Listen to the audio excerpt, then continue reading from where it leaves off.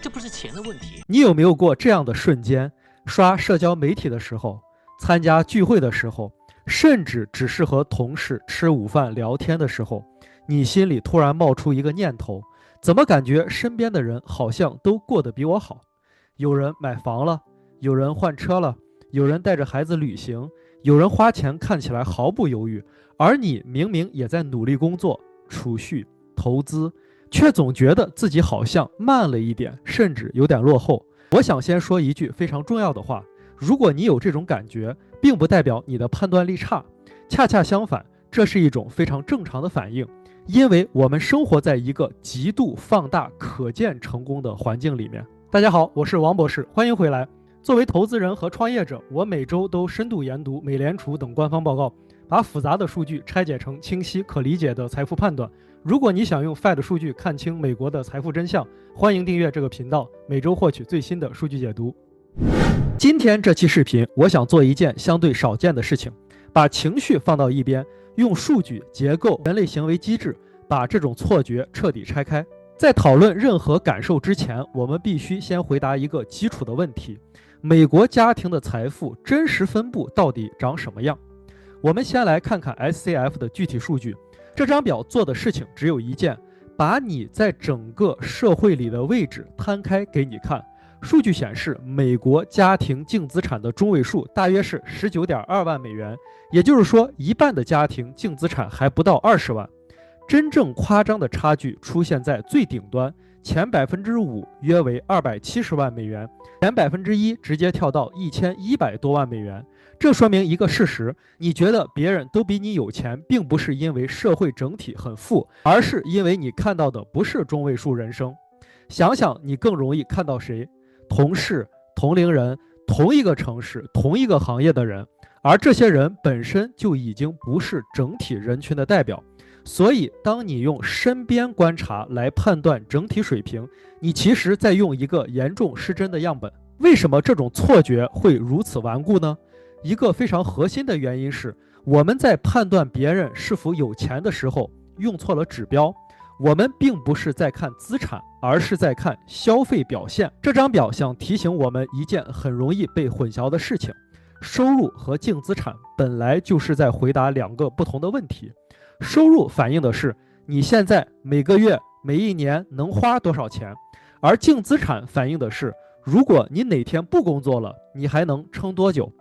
这也是为什么一个收入很高的人未必是真的很有钱，而一个收入看起来普通的人反而可能更安全。所以，当你拿自己和别人比较时，如果你只是看收入，看到的往往是热闹；只有看净资产，才是在看底层的稳定性。这是一个非常关键的区分。从 SCF 的长期数据来看，即便是收入已经进入到较高分位的家庭，他们的净资产中位数很多仍然处在普通中产的区间。这意味着什么呢？很多人看起来花得起，并不是因为他们已经积累了大量的资产，而是因为他们当前的现金流还不错。但这里有一个决定性的差异：现金流是线性的，资产是复利的。如果你把花得起当成已经很有钱，你几乎一定会系统性的高估别人的真实财富水平。下面这里我们稍微跳出数据，聊一点人类的行为机制。我们生活在一个奖励可见成功的系统里面，你开的车、你住的房子、你穿的衣服都在不断地向外界发出信号。问题在于，我们可以用并不真正属于自己的钱来制造这些信号。债务让展示变得异常容易，而与此同时，真正有利于长期财富积累的选择，储蓄、投资、401k、HSA 以及不消费，几乎都是不可见的。所以你面对的是一个天然不公平的比较环境。你其实是在拿自己的幕后积累去对比别人的高光片段，而且到目前为止，我们看到的所有净资产数字都有一个共同点，都包含了自住房。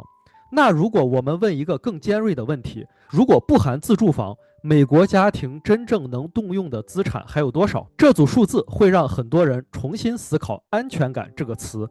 对于一半的家庭来说，真正能应对风险可以灵活使用的资产，可能连10万美金都不到。所以你看到很多看起来还不错的家庭，如果把房子这个高度不流动的资产拿掉，他们的财务弹性其实非常有限。对了，如果你觉得这些财务数据和案例分析对你有帮助，欢迎订阅这个频道，后续会持续分享类似的内容。很多人会以为真正有钱的人应该最容易被看到，但结构上事实恰恰相反。这张表解释了一个很关键但经常被忽略的事实：最容易被你看到的人往往不是最有钱的人。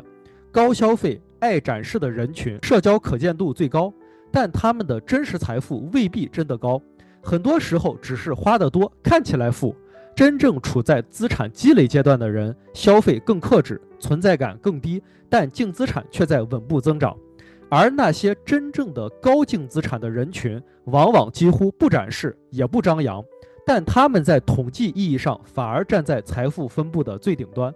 所以你产生的错觉本质不是判断力问题，而是你看到的世界本来就被展示型人群严重放大了。你也许会问，那我现在到底在不在正常的区间？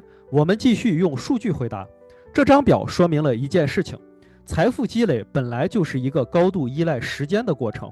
如果你在30-40岁，净资产还没有看起来很夸张，从统计的角度来看，这是很正常的。我们在网上看到的往往是暴涨、翻倍、一夜翻身，这些内容有一个共同点，它们是幸存者，不是样本，发生概率极其小，因此才容易成为新闻。财富是一条统计曲线，不是一条新闻曲线。如果你用极端或小概率的案例来衡量自己的进度，你一定会觉得自己慢。所以，周围的人真的比你有钱吗？也许你看到的不是财富分布，而是展示分布。真正的财富往往是你看不到的。这个社会擅长教你如何消费、如何展示、如何借钱，但很少教你如何长期积累资产、建立安全感。你在外面看到的很多富有的展示，并不一定来自财富本身，而是来自债务、杠杆和提前透支未来。而真正决定你能够走多远的，恰恰是那些安静、克制、极其个人化的选择。